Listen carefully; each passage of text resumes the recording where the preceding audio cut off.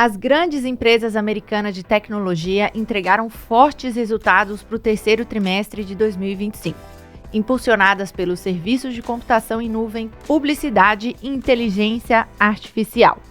Amazon e Apple mostraram força e resiliência, reforçando que o ciclo de A segue alimentando crescimento, lucro e novos investimentos em infraestrutura. O Federal Reserve, que é o Banco Central americano, cortou os juros em 0,25 ponto percentual, mas já avisou: novos cortes não estão garantidos diante da falta de dados oficiais e de divisões internas no comitê que toma a decisão de juros, enquanto anunciou o fim do processo de redução do balanço do Fed, que a gente já explica o que é. No Comprovende de hoje, nós temos Nvidia, Vale e o ETF ARGT, com exposição à Argentina. Além, é claro, da dica cultural da semana. Está começando o Empíricos Podcast, o seu podcast semanal sobre investimentos. Eu sou a Larissa Quaresma, analista de ações da Empíricos Research, e apresento este programa com o Matheus Spies, nosso analista de macroeconomia e política. E aí, Mate? Tudo bem, Lari? Eu tô bem, e você? Olha, com o Palmeiras na final, tudo é mais colorido, mais feliz, mais alegre, não é, Enzão? Eu tô até com a voz aqui um pouco comprometida diante da minha presença no estádio ontem, mas eu prometo que eu vou fazer o máximo esforços para ficar compreensível aqui hoje. Bolsa nas máximas, juros caindo, bons resultados, tem tudo para ser feliz, né? Terceira final de Libertadores do nosso querido Abel Ferreira em 5 anos. E tinha gente aqui nessa mesa que criticava ele, hein? Exatamente. E não vou falar que é analista de política, mas tudo bem. Não, isso fica para depois. Eu jamais critiquei o Abel, nunca. O clima tá melhor, né, no escritório. Até eu tô feliz. Todo mundo feliz. Bom, hoje nós recebemos justamente Enzo Pacheco, nosso analista de ações internacionais. Seja bem-vindo, Enzo. Fala, pessoal. Agora acho que eu tô mais recorrente aqui agora no podcast, né? Bom, obrigado pelo convite aí. Muita coisa pra gente falar. Isso aí, nada que uma boa temporada de resultados lá fora não faça, né? Exatamente. Olha, antes da gente entrar nos assuntos da semana, eu queria te convidar para a Black Friday da Empíricos. A gente preparou uma coisa, olha, que tá uma maravilha. Você ganha acesso a todas as carteiras da casa pelo preço de apenas uma assinatura premium. Vou te falar, está imperdível. É para indicar para amigo, para vizinho, para colega, para familiar. Enfim, tá valendo muito a pena e é só na Black Friday, hein? Então, aproveitem. Bom, bora falar aí dos resultados das Big Techs, as grandes empresas de tecnologia americanas, que são as maiores do mundo, né? Essa é a grande verdade. E elas voltaram a mostrar força, né? A Alphabet, que é a dona do Google, Microsoft e Meta, registraram crescimentos sólidos de receita que foram impulsionados pela inteligência artificial, mas também pela parte de nuvem, com forte expansão do serviço Google Cloud, que é a computação em nuvem do Google, e do Azure, que é a computação em nuvem da Microsoft. Já a Meta, dona do Facebook, avançou em publicidade, mas ela sofreu com o impacto tributário que foi ali pontual, né? Já no bloco das empresas mais voltadas aí ao varejo, ao consumidor, Amazon e Apple também superaram expectativas, né? A Amazon teve um trimestre excepcional com faturamento de 180 bilhões de dólares, forte aceleração do AWS, o Amazon Web Services aí, a parte de nuvem da Amazon, enquanto a Apple mostrou resiliência, superando projeções, mesmo com vendas mais fracas na China, e até indicou aí uma venda saudável de iPhones para o período de Natal. Todas essas reforçaram planos agressivos de investimento em inteligência artificial e infraestrutura, deixando claro que esse ciclo de IA segue abrindo oportunidades de lucros, novos produtos e escala globalizada. Enzo, como você interpretou todos esses resultados aí no contexto desse ciclo de IA? Será que o mercado ainda está subestimando o tamanho dessa transformação ou a gente já chegou numa fase aí de precificação mais realista sobre o potencial das Big Techs? Então, né, lá como você falou, foram resultados muito bons, né? Se a gente considerar o tamanho dessas empresas, o crescimento de receita que elas tiveram, o crescimento de lucro, é realmente impressionante, né? Eu acho que a que menos cresceu foi a Apple, mas é uma das que mais faturam já, né? Tá ali na casa de 400 bilhões de dólares anuais e ainda assim cresceu 10%. E aí você fala Google, Meta crescendo entre 15% e 20%, Amazon crescendo também nesse patamar, Microsoft, que também está presente na vida das pessoas. A gente aqui no dia a dia, né, usa os produtos da Microsoft. Então, assim, impressiona muito pela magnitude dessas empresas elas conseguirem crescer desse jeito.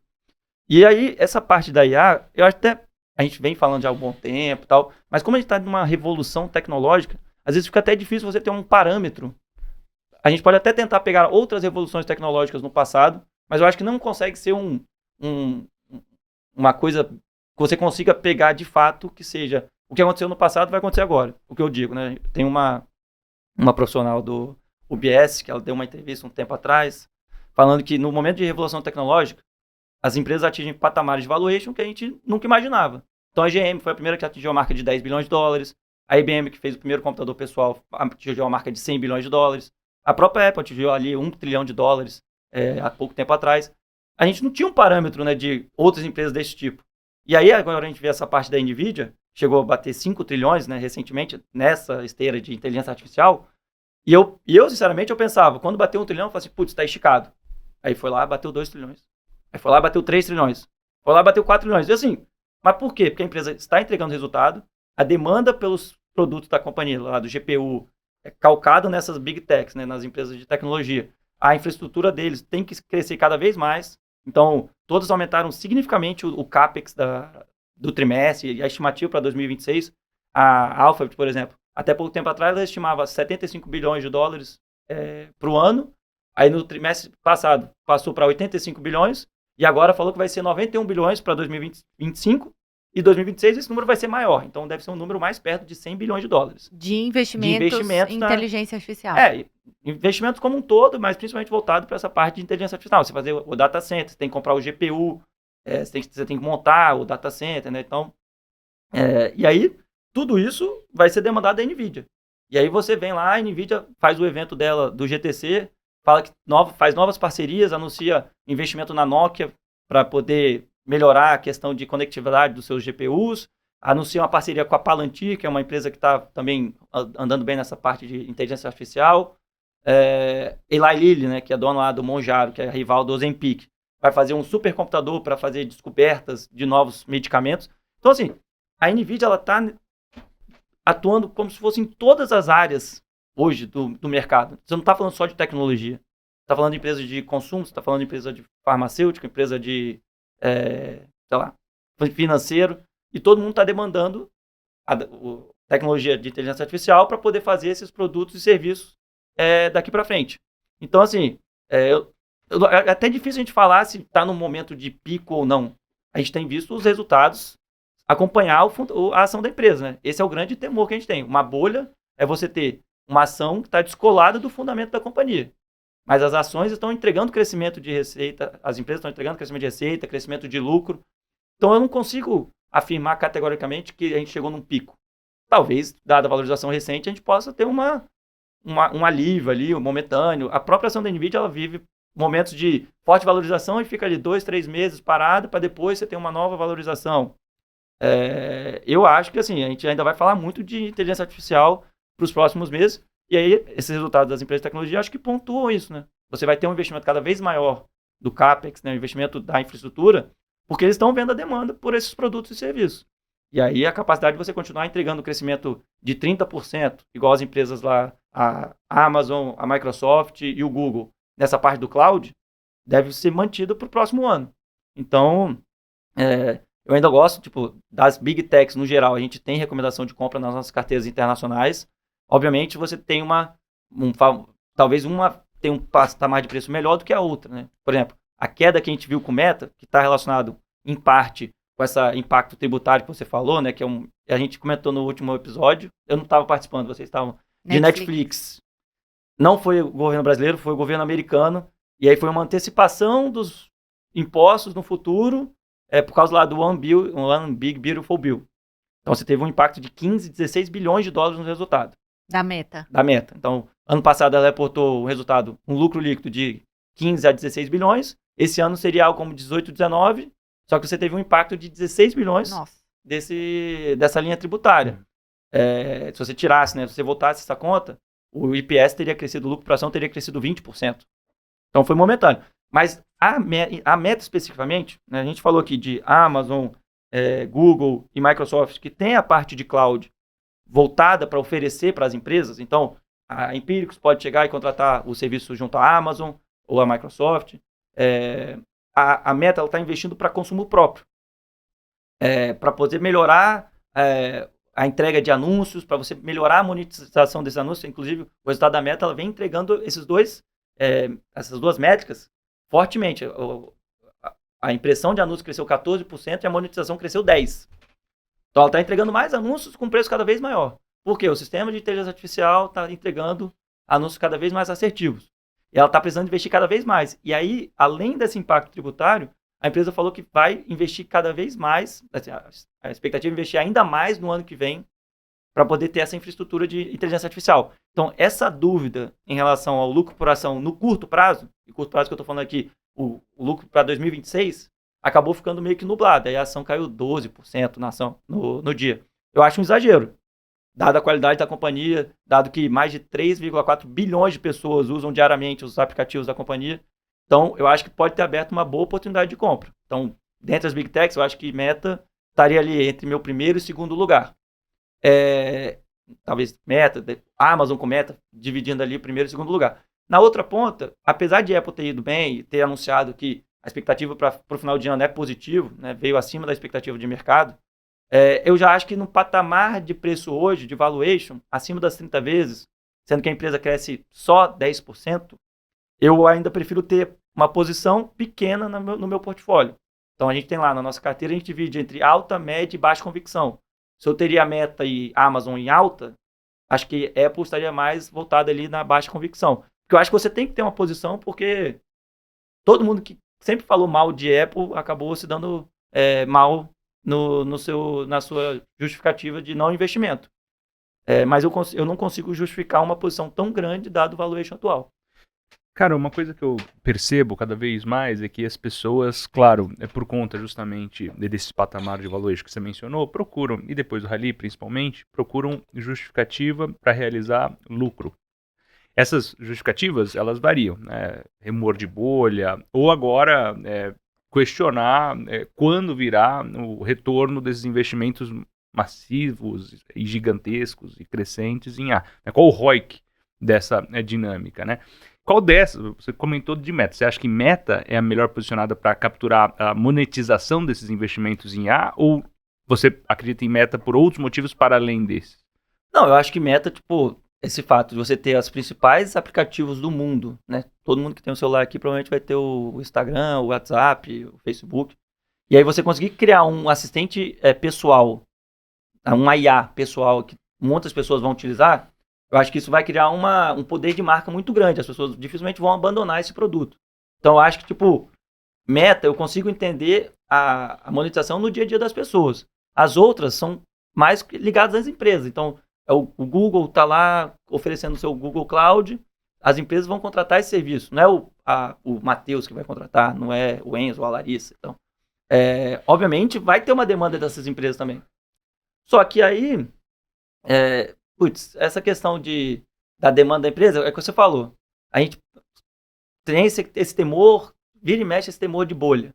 Às vezes a bolha, ela até é uma coisa meio que se retroalimenta, né? As pessoas talvez começam a falar, e aí as empresas começam a reduzir o investimento por conta própria, e aí vai diminuir a demanda pelo serviço, aí essas empresas que estão investindo agora, talvez possam reduzir um pouco a expectativa do CAPEX. Então, assim, eu consigo ver Meta porque eu entendo mais o funcionamento do produto no dia a dia das pessoas.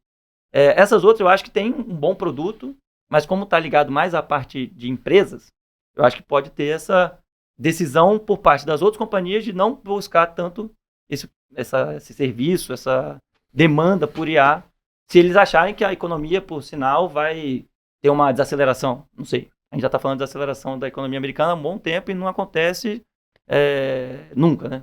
Então, eu acho que pode ter essa questão. Por isso que eu gosto mais de Meta. Eu consigo entender como ela está utilizando esse investimento, apesar de ser um investimento alto, apesar de impactar negativamente a sua lucratividade no curto prazo. Eu consigo ver um poder de marca sendo criado no longuíssimo prazo para as pessoas continuarem usando esse serviço, independente da condição da economia.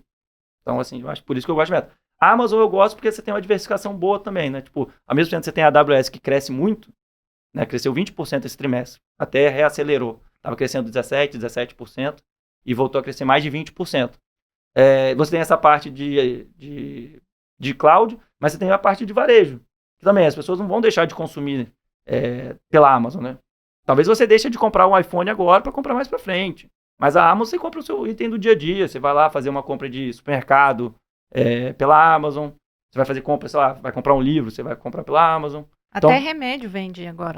Então assim, você tem uma diversificação que, num cenário, esse cenário que eu falei, tipo, as empresas vão deixar de investir, né, a economia desacelerando, beleza, isso vai impactar a AWS de uma certa forma, mas você também tem essa linha de varejo, que é a principal linha de receita da companhia. Obviamente tem uma margem muito menor do que a computação em nuvem, né? A computação em nuvem roda 30% de margem operacional, o varejo, quando muito, você consegue crescer, você consegue rodar a 5%, 10%, se você tiver uma operação muito boa. É impressionante, varejo é varejo em qualquer lugar do mundo, né? Exato. Business Tipo assim, difícil, margem apertada. Você tem que ganhar no volume, né?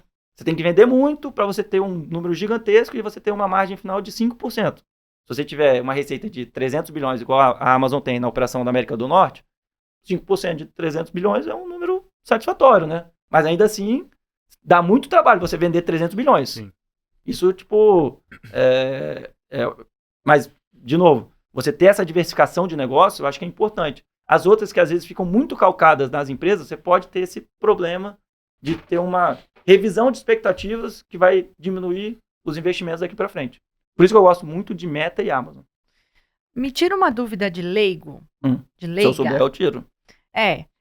Que assim, no caso, por exemplo, da NVIDIA, é muito claro como que a inteligência artificial beneficia o negócio dela, né? Na medida em que os clientes dela precisam de um poder de processamento muito maior e ela é uma das poucas fabricantes de chips no mundo capazes de fornecer esse poder necessário.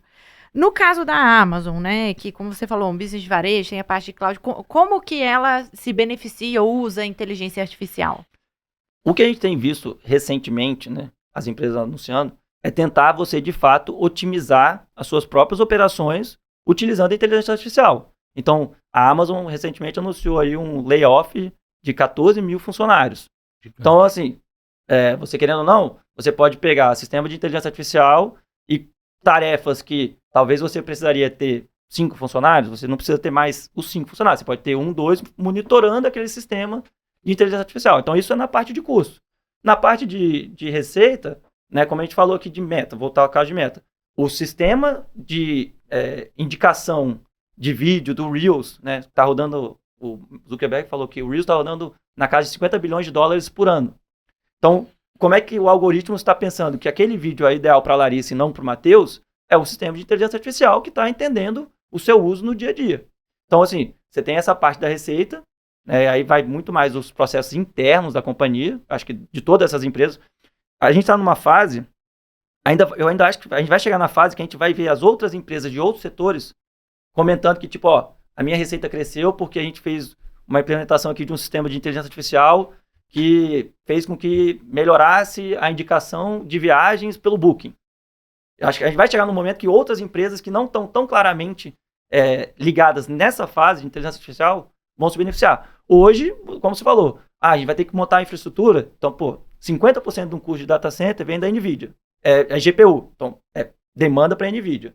Aí, a Amazon vai chegar lá e vai ter que comprar esses GPUs da NVIDIA, vai montar o sistema e vai fazer uma oferta de produto e serviço que a empresa vai contratar para botar em prática no dia a dia dela. Aí já temos uma contratação de receita da Amazon. E aí, quando isso vai bater, de fato, naquela empresa que tem uma operação diretamente com o consumidor, uma empresa de varejo, uma empresa de entretenimento. Então, hoje eu acho que está muito mais ligado a você ter esses processos internos que são otimizados do que uma coisa ligada de fato à receita, a não ser essas que oferecem esses produtos e serviços. Mas, assim, essas empresas elas utilizam isso no dia a dia, têm anunciado esses layoffs.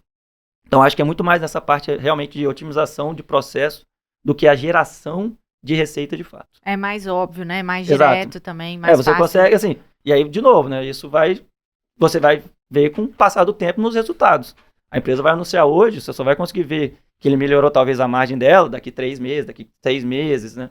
E além disso, a própria Amazon, ela falou que o lucro operacional dela foi estável na comparação anual e o lucro líquido teve um crescimento, mas ela teve um impacto também de 2 bilhões por causa que ela desligou esses funcionários. Então teve um impacto inicial grande, mas isso ao longo do tempo vai mostrar que a empresa vai conseguir melhorar a sua margem na sua operação. Então assim, o impacto inicial pode ser negativo, mas ao longo do tempo, você conseguindo otimizar gestão de rota de logística.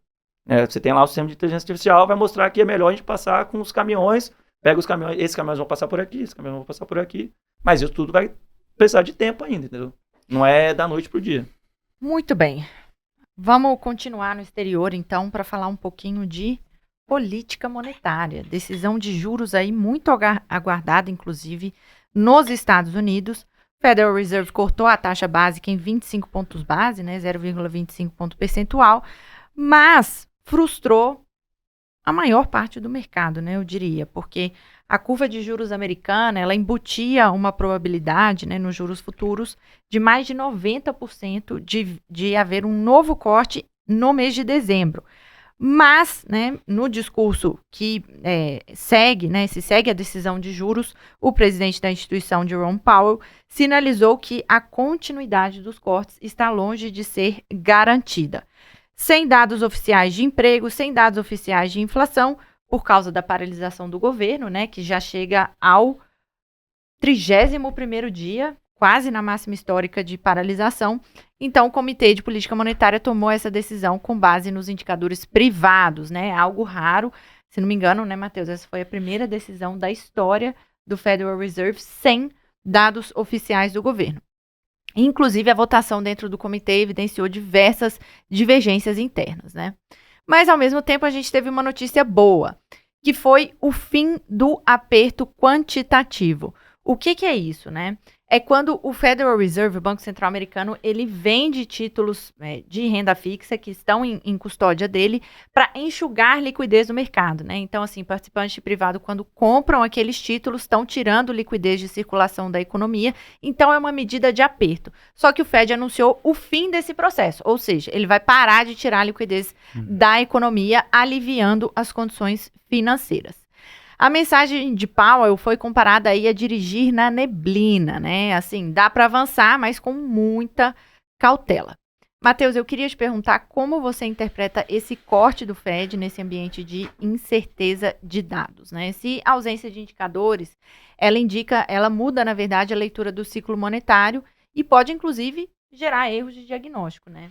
Precisamente. A presença de um corte nessa reunião fez com que ele, para ser responsável, viesse com um discurso duro. Na terminologia de mercado, vocês devem ver que foi muito utilizada hawkish cut. O que é o hawkish cut? Hawkish porque é duro. Né? Então, quando você está hawk, você está contracionista do ponto de vista de política monetária. Cut porque teve um corte. Então, foi um corte duro. Na verdade, por conta do comunicado dele, principalmente. E, primeiro, que a decisão em si, ela já foi dividida para dois lados. Né? Você teve a continuidade do Stephen Miron, que foi a indicação do Trump, que na última reunião já tinha cortado, pelo menos votado pelo corte de 50 pontos base, voltou a fazê-lo. E do outro lado, você teve o Jeffrey Smith, que é o presidente do Fed de Kansas City, falando para não cortar. Então já havia uma dissidência forte, inclusive isso foi ressaltado pelo Jerome Powell durante a coletiva.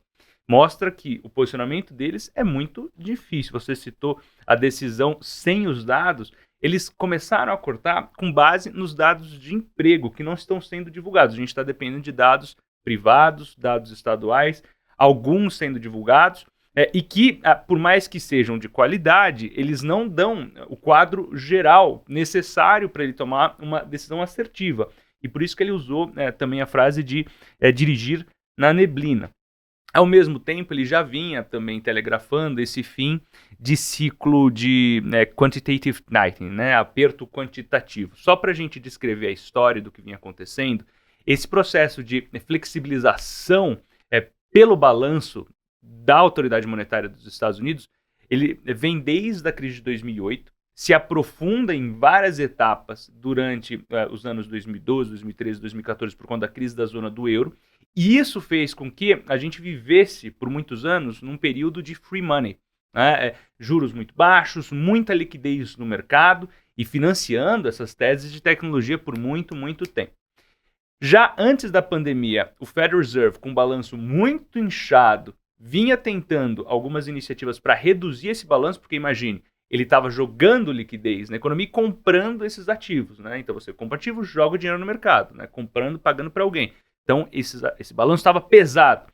Ele tentou reduzir, veio a pandemia, ele esticou muito mais esse balanço. De uns tempos para cá, desde que ele principalmente começou a apertar a política monetária dele, em 2022, quando ele começa a subir os juros, ele também começa a reduzir esse balanço. Em um primeiro momento, ele, de fato, vende títulos, muito marginalmente, mas já há alguns meses, ele já vinha parado de vendê-los e apenas deixando maturar esses ativos com vencimento. E isso fazia com que ele fosse sendo reduzido no tempo. Normalmente, sem a necessidade de venda, apenas acompanhando o vencimento. O que ele está falando agora? Ele vai comprar os que estão vencendo e, consequentemente, vai manter estável o balanço, né? E isso, por sua vez, frente ao que vinha acontecendo, é uma postura flexível. Então, teve o corte de juros e ainda a sinalização de que, a partir do 1º de dezembro, ele vai deixar de apertar o balanço, né? Isso são duas posturas flexíveis e ele, portanto, precisava vir com uma postura mais defensiva na sua comunicação. Foi o que aconteceu e o mercado já parou de acreditar, né, num cenário, pelo menos de maneira como vinha acontecendo, 90% de chance de um corte de juros em dezembro. Ele falou que o corte de juros em dezembro é qualquer coisa menos certa. Né? Isso vai gerar atrito político nos Estados Unidos, com certeza, e a gente vai voltar a ver aquelas chamas de ingerência política, né, sobre o Fed por parte da Casa Branca de maneira muito mais evidente. Isso é problemático para a curva de juros. Isso, né, nos indicaria, né, perda de eficácia da política monetária, necessidade de mais, né, esforço por parte do Fed para combater o mesmo nível de inflação, que está elevada ainda. Está num nível elevado. Ele começou a flexibilizar os dados por conta do mercado de trabalho. E a gente vive nesse ambiente confuso em que você tem o mercado de trabalho dando sinais de fragilidade, ao passo que você tem a inflação ainda resistente por conta também de tarifas. Ele citou explicitamente as tarifas durante sua coletiva, algo que a gente vem falando aqui há bastante tempo, que ainda estão amadurecendo sobre os preços. Né? Por exemplo, tem grandes instituições como o JP Morgan que projeta inflação até metade do ano que vem em 3,5% nos Estados Unidos, no acumulado de 12 meses. Isso é muita inflação para um processo de corte de juros. E a meta é 2, né? E a meta implícita dele é de 2. Imagine, e você tem a Casa Branca pressionando para mais e mais corte. Note que a postura normal dele seria de tomar a responsabilidade para si e dar um discurso duro. Foi o que aconteceu. Né? Foi o que aconteceu. E agora a gente deve voltar a ver aqueles atritos do próprio Donald Trump. Ele não vai fazer nada contra ele, mas vai aumentar a pressão, vai aumentar o calor. E principalmente porque já tem nítida autoridade no interior do Comitê, né, Federal de Mercado Aberto, que já estão com uma postura bem mais rock. Exemplo do Schmidt. Né? Em outras palavras, vai ser um ambiente muito mais complicado para ele continuar cortando juros. Em especial em 2026, né? Porque aí a gente vai ter vários outros vetores, a gente já comentou isso aqui, que podem trazer mais dor de cabeça caso ele queira continuar cortando juros. Não estou falando que é impossível, tá? Ele pode cortar os juros, principalmente se ele tiver sinais e se a gente voltar a ter dados de emprego, né? Que agora a gente está sem e deve bater o recorde de shutdown nos Estados Unidos, né? E isso provoca mais tempo sem dados, Isso é muito problemático, né, para um país do tamanho dos Estados Unidos ficar sem dados oficiais desse jeito, sem capacidade de financiamento. Note como é nebuloso. Né? Mesmo assim, o mercado tem subido. Né? O mercado tem conseguido escantear um pouco esse dilema. É por conta também de resultados robustos. A temporada está sendo boa até aqui. Até onde eu vi, eu não sei, corrija-me se eu estiver errado. Mas até agora, das empresas que reportaram do S&P, mais de 80% superaram as estimativas de mercado. Sim. É um belo resultado corporativo no consolidado, portanto. Isso dá sustentação, afasta, inclusive, aquele receio de parte do mercado que tem uma bolha, tem aderência de resultado. Concordo. É muito diferente daquilo que a gente via nos anos 2000, né, que era uma bolha, realmente, porque havia um gap gigante entre o patamar de preço que as empresas estavam reportando. Hoje você tem valuations esticados, não vou falar que não exista, mas existe também os principais responsáveis por explicar o desempenho robusto do mercado americano até aqui, estão entregando resultados, são referências, né? A gente fala dessas empresas, sempre são gigantes, o valor de mercado delas é superior a PIBs de países inteiros. Né? Em outras palavras, assim, tem sustentado apesar dessas incertezas. Agora, concordo muito que a gente está num cenário diferente muita gente fala, né? Muito analista fala, é uma bolha, os anos 2000, bolha.com, né? Só mais uma nova tecnologia gerando uma bolha. concordo muito com a sua leitura de que tem lucro, né? Uma espécie de lastro aí para esse aumento de preço, tá no lucro das empresas, como o Enzo muito bem falou agora há pouco. Agora, ainda sobre juros, né? Eu acho que o Powell ali, ele não tinha muito incentivo também para telegrafar um outro corte, né? Eu acho assim, mesmo se for cortar em dezembro, que é a aposta majoritária ainda, né, na curva de juros, o que está incorporado ao juro futuro, eu acho que ele ganha, né, em colocar essa postura rock, em falar assim, olha, vamos esperar, não tem dado ainda e tudo mais, e acho que não tira do cenário um novo corte em dezembro. Agora, teve uma divisão interna aí do comitê, né? A gente teve 2 votos dissidentes, ou seja, que não votaram pelo corte de 25, um votou por um corte de 50 pontos e outro votou pela manutenção, né? E ao mesmo tempo, já teve um outro sinal aí no sentido de flexibilização que a gente comentou, que foi o fim do QT, né? O tal do quantitative tightening que a gente explicou. Matheus, na sua visão, a gente vai ter um novo corte em dezembro ou não? Dá para ter um novo corte em dezembro, sim. É uma votação que precisa da maioria, né? Uma maioria simples, né? Não precisa de maioria absoluta nem nada do gênero, então é possível que haja. Se houver, daí ele já contrata uma postura mais contracionista para 2026. É claro que até lá muita coisa pode acontecer, a gente está agora, né, na virada de outubro para novembro, né? Temos mais uma série de dados privados que podem municiá-lo, né? Mas, como eu falei, de maneira incompleta. Caso o shutdown acabe em torno de 40, 45 dias, talvez haja algum espaço para alguma divulgação oficial antes dessa reunião. As pessoas estavam falando sobre 40, 45 dias, né? Por isso que eu menciono esse prazo. Problemático ainda assim. É possível, eu não vou falar que não seja possível, tá? Agora, caso haja, eu imagino uma postura muito mais conservadora em 2026. As pessoas caso ele continue cortando, é claro que tem uma mudança de direção do Fed na presidência, então pode haver uma essência diferente mesmo. Olha a postura do Stephen Marron nas últimas votações. Eu imagino que tenha ocorrido algum atrito durante a reunião, pelo que o próprio Powell falou. Eu nunca vi ele se referindo dessa maneira, discussões muito intensas, muita ênfase, né? Como foi intensa essas conversas no interior do FOMC, e o comitê, né? O FOMC é a sigla em inglês do Comitê Federal que decide, o Copom dele. E o fato disso mostra que provavelmente as tomadas de decisão do Fed, por mais que se mantenham austeras, aos modos do que foi debatido, por exemplo, nas reuniões do FMI e do Banco Mundial em Washington recentemente, todo mundo acredita que vai se manter austeras, vão ser muito mais atritosas, né? Não vão ser triviais. A gente vai ver muito mais divisão no interior do Fed, provavelmente, com mudanças de cadeiras, né? Mudança na direção da presidência e assim por diante. E esse flerte com ingerência política é muito ruim. Eu volto a insistir, muito ruim. Concordo.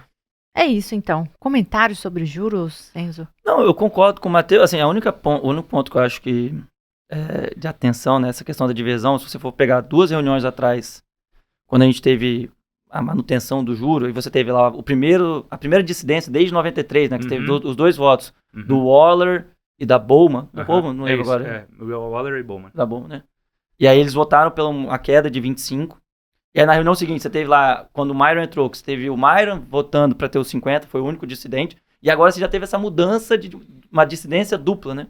Um querendo um corte maior, outro não querendo o corte. É uma nova normal a dissidência. Então, assim, essa mudança muito rápida, para mim, indica que, tipo, essa discussão, de fato, vai ser muito mais acalorada para a reunião de dezembro. Eu não descarto a possibilidade, mas, como o Matheus falou, tipo, o fato de você ter, o Paulo ter externado, que teve uma discussão muito intensa dessas 2 visões, a tarifa ainda está impactando, pode impactar o preço, o CPI. O CPI foi divulgado, veio ainda ali na casa dos 3%, mas veio levemente abaixo do que o mercado esperava, mas ainda assim a gente está falando de 3%.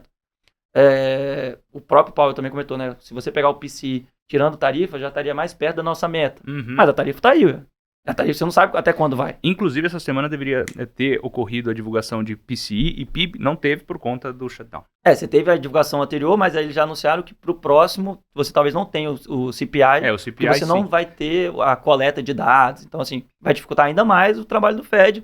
E aí, se porventura o CPI mostrasse um aumento, será que o Fed ia de fato cortar os juros? Então, assim, dificulta muito você tomar uma decisão para dezembro não ter esses dados. Mas eu acho que vai passar muito pro 2026, né? Essa questão que o Matheus falou, de vai sair o Powell, quem é que vai comandar o Fed a partir de agora? Você tem lá a discussão do próprio Waller, que já está no Fed, ou do Kevin Walsh, com o Kevin Hassett, enfim. E todos esses já se mostraram muito favoráveis ao corte de juros. E aí, será que isso não pode também, de fato, trazer uma reaceleração da inflação? Por isso que a gente está vendo o ouro aí bater 4 mil, voltou um pouco agora, mas acho que é esse medo de você ter a perda do instrumento ali da política monetária fazendo o seu trabalho de fato, né? É o céu de brigadeiro pro ouro. Você tem a crise de credibilidade da autoridade monetária, uma inflação resiliente, com risco de reaceleração, corte de juros. É o céu de brigadeiro. E olha o que você comentou, que eu achei muito importante. Instituições importam. Mais recentemente, a gente viu uma postura de premiar do Nobel de Economia, mais estudos macro, né? Esse ano foi de inovação, ano passado foi justamente do Acemoglu instituições. Né? E esse ponto, né, de premiar instituições é muito importante, né? Porque você preserva, instituições são importantes, pessoal, muito importantes. É parte relevante do que os Estados Unidos se tornaram hoje, né? Deriva justamente das instituições que eles estabeleceram, um berço institucional para o mundo. Note que a gente começou a ver uma nova normal nos Estados Unidos. A primeira dissidência desde 92, dupla, tinha sido agora. Né? Então passou aí 30 anos para a gente ter de novo. Agora a gente já teve outra. Uma para cada lado. É uma nova normal. Isso prejudica a eficácia da política monetária, isso tira a credibilidade do Fed. Por isso que o dólar sofre, por isso que as pessoas procuram outras alternativas, né, ao dólar. Não estou falando de uma vênia absoluta do dólar. A gente comentou aqui agora pra caramba, né, sobre o resultado das empresas americanas, como elas foram boas e assim por diante. Mas mesmo assim, é aquela decisão. Não vou alocar mais 100%, vou alocar 90%. E esses 10%, 5% que seja, para outras praças fazem muita diferença. Então você muda a dinâmica de alocação global por conta desses ruídos institucionais que estão acontecendo nos Estados Unidos com bastante frequência. A gente compartilhou no nosso grupo lá aquele gráfico de quanto teve de inflow, né, de fluxos para determinadas classes de ativos. Então você vê lá o caixa, 4 trilhões, ações, 2 trilhões. O ouro, mesmo com essa alta, estava tipo em 100 bilhões. Então assim, se você for pegar um pouquinho desse recurso e botar que seja mais 100 bilhões, você já está dobrando o fluxo para ouro. Então imagina, a gente pode parar esse preço. A gente fala aqui, né, tipo, o ouro ele fica parado por muito tempo e quando ele começa um bull market, um mercado de alta, acho que vai muito em linha com a gente está falando de NVIDIA, assim, será que vai parar nos 5 trilhões? Não sei, pode ser que vai para 6, tem gente falando que pode valer 10 trilhões. Tipo assim, aí o ouro ele segue um caminho que tipo, ele vai, e depois de um certo tempo, quando as coisas acalmam um pouco, aí você vai ver que as pessoas, não precisa ter tanto mais ouro, né? Aí nesse momento que vão tirando recursos do metal. Então assim, não é porque bateu 4.500, beleza, caiu para os 4.000, que vai parar aí. Já tem gente falando que é 5 mil a onça, né? Já tem gente falando de 6 mil para 2026. Mas acho que nessa questão de perda de credibilidade das instituições, principalmente americanas. Muito bem. Bora lá então para o compra ou vende? Bora. Preparados? Então vamos lá. Assumindo que você não tem carteira, Enzo Pacheco compra ou vende NVIDIA? Finalmente eu compro. Olha agora que só. bateu os 216. Não, mas ó, eu vou. Em minha defesa aqui, na minha carteira da Cash, a gente já tinha NVIDIA também. Foi em março desse ano? Foi. Mas antes tarde do que mais tarde, né? Como eu gosto de falar. Cara, eu acho que quando você fala de inteligência artificial, não tem como você não ter NVIDIA. De novo, acho que o ponto aqui é você ter o sizing dessa posição. Talvez agora eu não teria uma posição. Eu quero ter 5% da minha carteira em NVIDIA. Eu acho que eu não colocaria os 5% agora. Mas eu colocaria pelo menos alguma coisa, porque, de novo, cada dia tem uma notícia diferente e a NVIDIA está envolvida até é um ponto de atenção, né? A gente falou assim, essa questão de bolha, 2000 e tal, tem aquela questão dos investimentos ali entre o ecossistema, né? A NVIDIA está investindo na OpenAI, que vai comprar chip da NVIDIA, então, assim, esses negócios circulares pode gerar um ponto de atenção, mas eu acho que ela está tão interligada nesse ecossistema, que Que se você está falando de IA, você vai estar falando de NVIDIA hoje em dia. Então, assim, você tem que ter na sua carteira. Então, eu compro, mas hoje, talvez, eu compro com uma posição menor do que eu penso de eu ter estruturalmente no meu portfólio. Mas, de maneira resumida, eu compro. Porque cada resultado que passa, e não só os resultados dela, né? Os resultados das Big Techs mostram que o resultado dela vai ser muito bom. E aí, daqui 3 meses, se as companhias continuarem aumentando o investimento, isso vai ser bom para a NVIDIA. Então, assim, por enquanto você tiver esse investimento forte das Big Techs, você vai ter que comprar a NVIDIA, porque ela vai ser demandada. Então, eu tô contigo. Eu também compro. Eu recomendo oficialmente no Mercado em 5 Minutos desde o começo de 2024. Quando bateu 5 trilhões, eu escrevi no Mercado em 5 Minutos, comentando o que estava acontecendo com a NVIDIA, inclusive comentando recentemente os acordos da companhia. Só que tem um negócio que eu comentei para quem já segue a recomendação há muito tempo. O negócio, desde que eu recomendei, triplicou, né? Porque ele veio de um patamar, foi 186% desde o dia da recomendação especificamente. Então, o que eu comentei, eu compro, mantenho na carteira, mas eu ponderei, para quem está na recomendação há muito tempo e viu esse negócio triplicar, algumas pessoas até mais compraram antes, né? Eu ponderei que havia espaço para alguma realização parcial, né? O negócio triplicou, vende metade pelo menos, né? E mantém o resto. Percentualmente da sua carteira, você vai estar readequando o que você tinha combinado consigo mesmo lá atrás. Vamos supor que você tenha colocado 1% na carteira, o negócio aumentou de tamanho. Volta para aquele percentual que você tinha colocado. Mantém na carteira. Eu ainda estou construtivo. Mas realiza parcial. É bom realizar lucro também, um pouco. Em tese que você mantenha a convicção, né? Vai continuar trazendo dinheiro para você, deve continuar trazendo. A gente comentou aqui, ela pode chegar a 10 trilhões em algum momento no futuro. Talvez, quem sabe. Né? Provavelmente não vai ser linear. Haverá correções. Ela vai voltar, ela vai vir, vai voltar de novo e assim por diante. É normal isso. Faz parte do processo e é saudável que seja assim. Mas é bom embolsar lucro também um pouco. Manter a carteira, mas realizar parcial. A gente pode se dar esse luxo para quem acompanhou a recomendação desde lá de trás, né? Nesse ano a gente teve, né, começou o ano muito positivo e tal, mas aí teve lá o Liberation Day, que pegou o mercado como um todo, e a NVIDIA também não escapou. Uhum. Mas nesse momento a ação chegou a cair, se não me engano, 30%, 40% das máximas. Você está falando da empresa que disputava ali com a Apple, com a Microsoft, o campo de empresa mais valiosa do mundo. E aí ela caiu 5%, mas depois voltou rapidamente e depois se valorizou ainda mais. Hoje já está valorizando 30% no ano, desculpa. Tá bom. Então, é um papel que mesmo sendo um papel importante, uma empresa importante, ela não está livre de sofrer essas fortes valorizações. Então, assim, acho que tem que ter um pouco de atenção. Mas eu acho que tem que comprar. Hoje em dia, eu já vi que se você quiser ter inteligência artificial, você tem que ter 1% de NVIDIA que seja no seu portfólio. Uhum. Muito bem. 1% pensando na parte de ações americanas, ou portfólio global. Não, eu gosto de pensar aqui como... eu penso com o meu portfólio de internacional, né? Que, inclusive, tá no pacotão do Empíricos Do Black Friday, hein? As duas, né? É isso no aí. Money Bets e a Cash. Acompanha lá. É isso aí. Aproveita essa oportunidade. Link na descrição. Agora, Vale, falando em realização de lucros, né? Vale divulgou um resultado forte aí, referente ao terceiro TRI de 25, ancorado tanto no aumento de produção, que surpreendeu positivamente, ela já tinha divulgado a prévia, quanto no preço, né? E, consequentemente, na rentabilidade. O minério de ferro vem aí de uns 2, 3 meses de movimento bem positivo, né? Tá perto aí dos $110 por tonelada. Apesar da atividade interna na China estar fraca, que é o principal mercado da Vale, eu realizaria um pouco de lucro nesse momento, não por causa da companhia, que deve continuar sendo uma forte geradora de caixa e pagadora de dividendos. Inclusive, para quem tem um foco maior em dividendos, eu até acho que vale a pena manter em carteira. Mas, pensando em preço de minério de ferro, eu realizaria lucro. Eu venderia...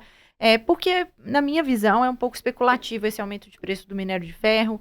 A China divulgou, inclusive, o plano plurianual dela, né, o plano econômico, e veio sem grandes novidades do lado de estímulos à demanda interna, que é o que precisa para a economia da China reduzir a dependência que ela tem das exportações. E isso é importante para minério de ferro, né? E esse plano veio, assim, apesar do governo ter falado que pretende adotar medidas de estímulo e tal, não trouxe nada muito concreto nessa linha e manteve aí o plano de crescimento de PIB entre 4% e 5% ao ano. A meta desse ano, que deve ser entregue de 2025, é um crescimento de 5%. Então, eu não vejo assim, um grande gatilho para essa commodity no curto prazo, tá? Então, acho que muito do gatilho já está acontecendo, que foram os acordos comerciais aí firmados pelo Trump, inclusive com a China, né? Chegou finalmente num consenso com a China, a China voltando a comprar soja americana, Estados Unidos voltando a exportar tecnologia para a China, mas eu realizaria lucro nessa aí, então por isso eu vendo.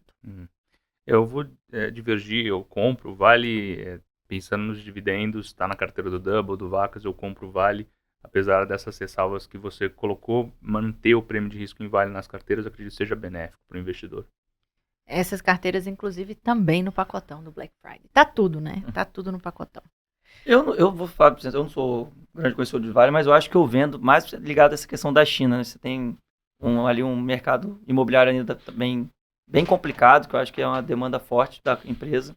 Então, mas quanto é que a ação? Vocês sabem quanto é que a ação valorizou não? Só curiosidade. Quanto a ação valorizou no ano, não sei de cabeça, mas vou pegar. Então, mas eu acho que sim, eu acho que essa é um ponto ainda importante, essa parte da China. Eu acho que é um ponto de atenção relevante para a tese. Mas, né, e dividendo, quanto de dividendo? Curiosidade? Paga uns 7%. De 10%, estava para o ano que vem. 10% de dividend yield? Eu acho que dava para chegar em 2 dígitos, né? Nossas projeções indicavam 2 dígitos, mas talvez mais modestos, não sei, depende. Sobe 20% no ano, vale 3%. Achei que tinha subido mais, pelo que você tinha falado. Mas eu vendo, eu ainda tenho essa preocupação de China aí. É que ela subiu muito rápido. Ela ficou muito rápido e muito recentemente. Ela ficou parada, assim, boa parte do ano, até chegou a cair um pouco. E aí o minério de ferro começou a subir, ela começou a acompanhar. Então, ela subiu muito rápido. Argentina. ETF ARGT.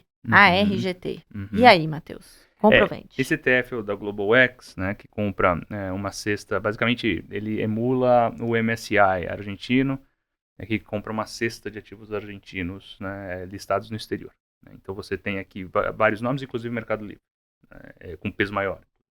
É um limite de 25%, ele está quase no limite. Mas ainda assim é um ETF que está bem diversificado. Bem, só para contextualizar, o Javier Milei levou as eleições de meio de mandato, o partido dele teve 40% dos votos, a revelia das últimas projeções e a revelia também do que algumas eleições provinciais, às vésperas da eleição, poderiam nos indicar, né? Corrientes, província de Buenos Aires, foram em outra direção e ele surpreendeu. Ele conseguiu uma reestruturação da campanha em menos de 2 meses. E conseguiu capitalizar, né, em cima de reforço das reformas que vinham acontecendo e também engajar uma base dele com medo do retorno do kirchnerismo, né, que poderia voltar caso ele começasse a perder gás. O pessoal estava bem cético, não foi um ano bom para os ativos argentinos, a gente já vinha de um rally 23, 24 muito forte por conta da expectativa para a eleição dele e depois, posteriormente, na eleição e nas reformas. Então veio uma realização de lucros esse ano e tinha esse nervosismo em relação ao resultado das eleições propriamente dito, mas o que a gente teve foi uma surpresa. Ele conseguiu compor agora com o partido dele, o La Libertad Avança e o PRO, do Maurício Macri, uma minoria de 1/3 para impedir que os vetos dele sejam derrubados e para conseguir mais força e ganhar tração para os próximos 2 anos para aprofundar na reforma. Lembrando que ele conseguiu fazer muita coisa, mesmo não tendo maioria na Câmara, ele conseguindo, aliás, ao contrário do que muitos temiam, ele conseguiu ser muito mais articulado politicamente, inclusive com uma base peronista, porque o peronismo não é um monolito. Você tem alas de direita e de esquerda no peronismo. É claro que os mais famosos, né, são as de esquerda e que foram responsáveis pela destruição da economia argentina ao longo do tempo, e mais recentemente o kirchnerismo, né, que é uma ala separada, com o qual briga com parte dos peronistas. Então eles, com a rejeição ao kirchnerismo, eles conseguiram algumas alianças interessantes e que agora podem se aprofundar. O discurso dele foi nessa direção. Não são reformas triviais que ele precisa fazer na Argentina, parte delas são complicadíssimas, mas com esse resultado eu tenho convicção que ele vai persegui-las. O sucesso delas não depende só dele, muitas outras coisas, mas aqui a gente tem uma chance maior delas se materializarem e um sucesso maior para a economia argentina. Então, a gente tinha mencionado o ETF na virada do semestre. Ele sofreu por conta da expectativa de que ele pudesse perder, né, ter menos de 35% dos votos. Ele teve mais de 40%, 10 pontos percentuais acima da oposição a ele, né, os peronistas, o Força Pátria, né, o Fuerza Pátria. Só um PS, quando a gente comentou dele, a gente vendeu, né? A gente teve alguns episódios de compra ou vende. A gente mencionou no Palavra para quem quisesse comprar, ele sofreu e agora voltou para o patamar, está um pouco acima de quando a gente mencionou no Palavra. Aqui a gente tinha ficado afastado justamente por conta dessa incerteza, né? Então ficou no zero, chegou a cair, né? Bastante, inclusive, chegou a cair 17%, salvo engano, daquele patamar de quando mencionamos aqui. Uhum. E depois voltou. Então agora zerou as perdas e agora tudo indica tem caminho. Existe aqui algum espaço para uma maxi desvalorização do peso, né, que pudesse pressionar novamente, né, gerar um pouco de ruído na economia, mas é necessária, inevitavelmente vai acontecer, mas estruturalmente para os próximos anos, acredito que agora a gente esteja mais claro para onde as coisas vão caminhar. Então, eu compro o ETF. Como um movimento temático, é um negócio que pula muito, né, então tem que colocar um pedaço pequeno da sua carteira. Mas acredito que seja alguma coisa saudável para se ter. E assim, o ETF andou 20% em um só dia, né? Foi a maior alta da história, salvo engano, da Bolsa Argentina. E teve banco subindo 50% em um só dia. Galícia, né? 40%, 50% teve instituição subindo. Eu acho que até isso acabou penalizando o MELI de maneira errada, né? Se você for pensar, o ETF tem 25% em MELI. E aí o pessoal começou a vender MELI, porque a Argentina, então, o ETF vende, né? E aí ele acabou sofrendo ali. Exato. Então, foi pego no tiroteio desnecessariamente. Sendo que boa parte da operação de MELI é Brasil. Teve resultado de MELI agora também. Teve o resultado, parênteses então, né, para falar dessa maior posição aí do ETF. Foi um resultado esperadamente fraco. Não por conta do crescimento, porque a companhia continua crescendo muito, né? Uma empresa desse tamanho já é a líder absoluta de e-commerce no Brasil e na América Latina, mas continua crescendo o volume de produtos vendidos aí na ordem de 30% no maior mercado dela, que é o Brasil, né? Então, não foi por isso, foi por conta da decepção em rentabilidade, porque a companhia entrou com uma política mais vantajosa para o cliente de frete grátis. Antes, o frete grátis, ele era a partir de compras acima de R$ 79,00 e agora foi para R$ 19,00. Então, com isso, a companhia, na margem bruta ali, precisou subsidiar esse frete sem receber por ele, e isso machucou a rentabilidade, foi impactando ali as linhas abaixo da receita no resultado da empresa. Apesar disso, a eleição ajudou na reação positiva da ação, a eleição que o Matheus comentou, e também a companhia indicou que pretende, né, continuar fazendo movimentos como esse para se proteger da competição e proteger a participação de mercado que ela tem. Então, não é novo, né? Aliás, o Mercado Livre fez isso diversas vezes, né? Esse frete grátis ele anteriormente tinha um patamar mínimo muito acima desses R$19,00 e dos próprios R$79,00.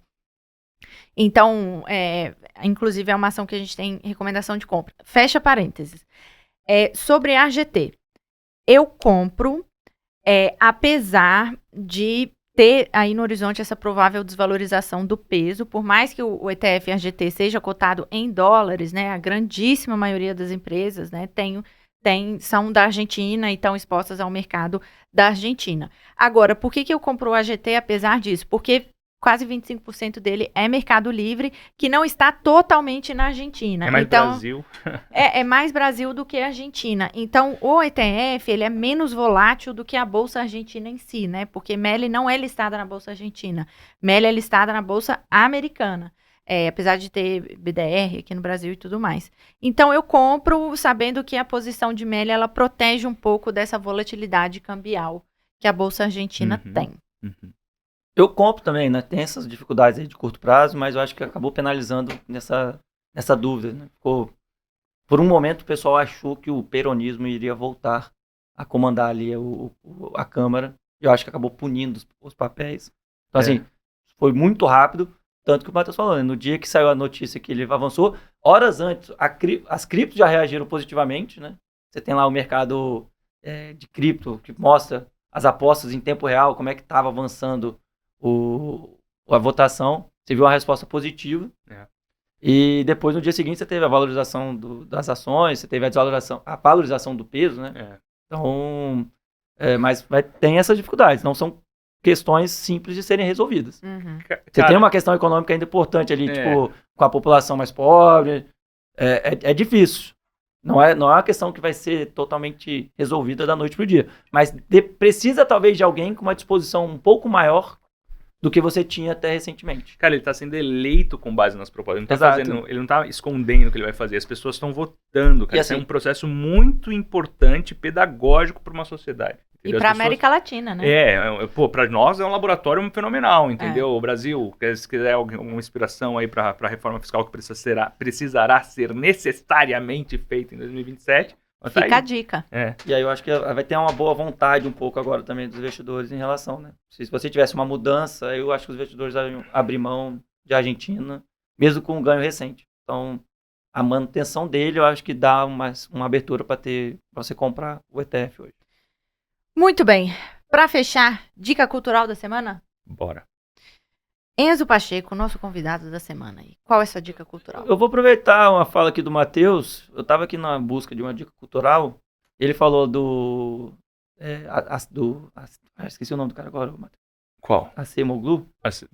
Daron Acemoglu, né? Ele tem um dos primeiros livros que eu li de economia. Ele tem lá o Porquê as Nações Fracassam. Esse livro é muito bom. Um calhamaço, umas 500 páginas. Se você for olhar, você não vai ler. Mas é um livro bem legal, cara. Tipo assim, é bem interessante. Ele conta as histórias porque as instituições de fato importam, né? Por que as instituições são importantes para o crescimento de uma nação. Ele bota lá, logo no começo do livro, ele bota um exemplo. Tem uma cidade com o mesmo nome que fica nos Estados Unidos e no México. Era para ser a mesma cidade, teoricamente, mas você vê um desenvolvimento muito maior nos Estados Unidos do que no México, porque as instituições nos Estados Unidos funcionam adequadamente, enquanto no México você tem esse problema. Então, eu acho que é um livro legal, assim. Tipo, não é uma leitura cansativa de economia. Acho que ele tem histórias bem interessantes. Gostei. Matheus. Vou fazer 3 aqui. A primeira, com base no que você fala aqui. Com base no que ele falou aqui, vá agora no Google Maps, ou sei lá, algum lugar que consiga ver mapa de luzes noturno e veja a comparação de Coreia do Sul e Coreia do Norte, você vai entender a diferença institucional que pode se causar em países vizinhos, né? Assim, um é apagado e outro é, né, sociedade vibrante. Outra dica aqui, né, se você... É uma experiência religiosa, na verdade. Se você está em São Paulo, passe pelo Allianz Parque, né, o templo do Palmeiras, e que você pode fazer o Allianz Parque Experience Tour. Né, fica ali em Perdiz, na Pompeia ali. E qual é o negócio? Né? A partir de R$45 você conhece todo o estádio, você passa pelo vestiário, sala de imprensa, sala de troféu. Vai gastar muito tempo vendo ali, tem muito troféu. Tem muito, é o maior campeão da história do Brasil. Mas não tem mundial. Tem o Mundial de 1951, está lá, uma discussão que a gente vai ter um podcast a respeito. E assim, no final ainda tem os restaurantes do Aliança, são muito bons, tem de carne, tem de japonês, caso vocês queiram. Fica aqui, e por último, mas não menos importante, eu terminei de ler República Tecnológica, passei para um livro ficcional, Haruki Murakami, já li outros livros dele, fica aqui a dica também, tô lendo, tô gostando. Ao sul da fronteira, a oeste do sol. Pode ler qualquer coisa do Murakami, você vai gostar bastante. É um livro de ficção, fantasia japonesa, né? Então, assim, são histórias, parece um drama e do nada começa a aparecer alguns elementos de fantasia, são todas com muita reflexão, muito profundas. Sempre tem alguma coisa a ver com algum relacionamento que a gente possa ter com os nossos familiares, com a sua esposa, com o seu marido, ou com seus filhos, ou com seus amigos. Sempre tem uma reflexão muito profunda sobre as relações humanas. E assim, eu tô adorando o livro. Tô adorando o livro, ele é curtinho. Os livros do Murakami, eles variam muito de tamanho. Esse, no caso, é curtinho. Eu li Kafka à Beira-Mar recentemente, é maior, mas ainda assim muito bom. Mas fica aqui a terceira sugestão. Muito bem, eu tenho uma só. Vou indicar um restaurante que eu gostei muito, brasileiro, aqui em São Paulo. Fica em Pinheiros, quase no Vila Madalena, chamado Lobozó, com Z. E é um restaurante brasileiro, aquela comida afetiva, assim, sabe? Gostei muito, fui com um grupo bacana também. Então fica aqui a dica para quem gosta de comida brasileira. É isso. Maravilha. Fechamos então, né? Pessoal, queria agradecê-los pela audiência mais uma vez, reforçar o convite para a Empíricos Black Friday Link na descrição, caso você tenha interesse em conhecer mais dessa super oferta que nós preparamos com muito carinho. Enzo, obrigada pela presença aí mais uma vez. Valeu, Lari. Valeu, Matheus. Até a próxima. E valeu, Mate, fiel escudeiro aí. Eu que agradeço. É isso, pessoal. Um abraço e até semana que vem.